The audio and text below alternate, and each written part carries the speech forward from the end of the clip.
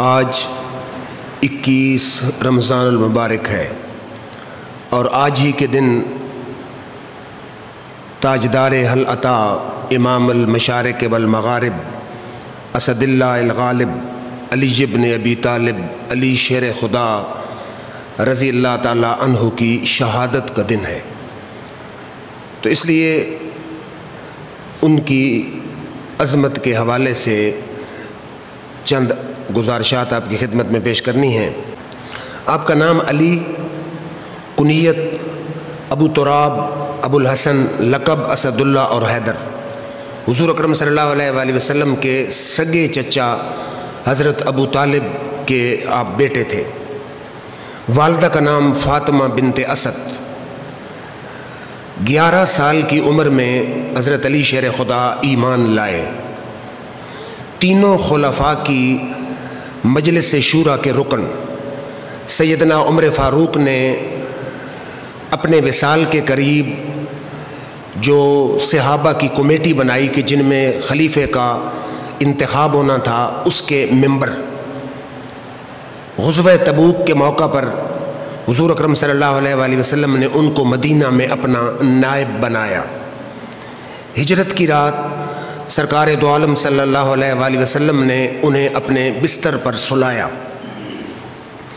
غزوہ بدر میں 70 جو کافر مارے گئے، ان میں سے 22 کو قتل کرنے والے علی شیر خدا۔ غزوہ احد میں 22 کافر مارے گئے، جن میں 7 کو فنار کرنے والے علی شیر خدا۔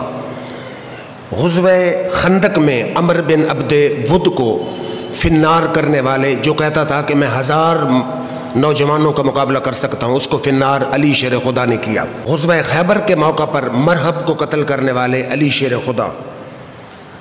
داماد رسول، خلیفہ چہارم، اہل بیت میں شامل، خلفائے راشدین میں شامل، عشرہ مبشرہ میں شامل اور بیت رضوان کے خوش نصیب صحابہ میں شامل، خلفائے راشدین میں شامل، السابقون الاولون میں شامل۔ یہاں تک علی شیر خدا کے علم کا تعلق ہے، تفسیر اتقان میں علامہ سیوطی لکھتے ہیں کہ آپ نے فرمایا سلونی ان کتاب اللہ، قرآن کے متعلق جو سوال تمہارے دل میں آئے مجھ سے پوچھو۔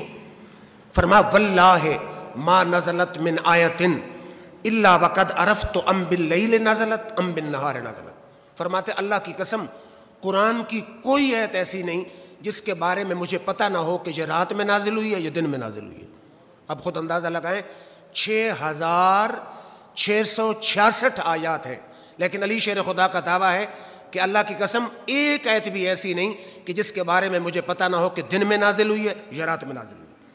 پھر یہ ترمذی کی حدیث ہے، حضور صلی اللہ علیہ وسلم نے فرمایا انا دار الحکمت و علی بابھا، میں حکمت کا گھر ہوں اور علی اس کا دروازہ ہے۔ پھر علی شیر خدا خود فرماتے ہیں کہ اگر میں چاہوں کہ الحمد شریف یعنی سورۃ فاتحہ کی تفسیر لکھوں تو فرمایا 70 اونٹ اس کے وزن کو اٹھا نہیں سکیں گے۔